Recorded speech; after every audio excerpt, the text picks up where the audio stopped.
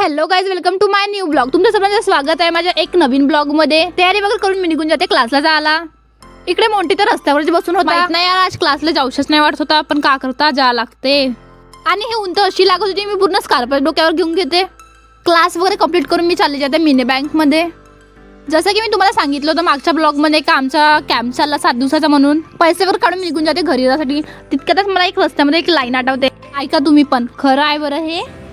खुद पर भरोसा रखो, दुनिया ज्ञान देती है, साथ नहीं.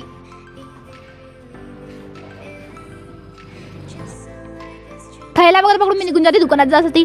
इकडे माझ्या मैत्रिणीची कॅम्पची पॅकिंग पण झाली होती. माहित नाही मी कधी करीन तर. हे तर फुल प्लॅननं चालली वाटते. दुकानातून सामान वगैरे घेऊन मी घरी चालली जाते. वेळ न करता पटापट चिवडा बनवायला चालू करते. इकडं तेल तर नुसता उडतच होता. चिवडा वगैरे बनवून झाल्यावर लागला आता मी तिळगुळ पण बनवून घेते. आणि 5 दिवस घरी नाही राहणार आहे म्हणून तांदूळ पण निसून घेते. मला सगळ्यात जास्त त्रास तांदूळ गहू निसाले. ते तुम्हाला पण येते का असंच? मम्मी मला कपडे आणायला पाठवून देते वरती. आज कामं करून करून तर पूर्ण थकल्यासारखाच वाटत होता. कपडे वगैरे घेऊन मी खाली चालली जाते. मग मी पण आपली बॅग पॅक करायला सुरुवात करते. आणि 2 तासानंतर माझी बॅग पण पॅक करून होऊन जाते. सगळ्यात इम्पॉर्टंट ट्रायपॉड आणि माईक मी विसरूनच गेली होती. आजसाठी एवढंच. भेटू नंतरच्या ब्लॉग मध्ये. बाय.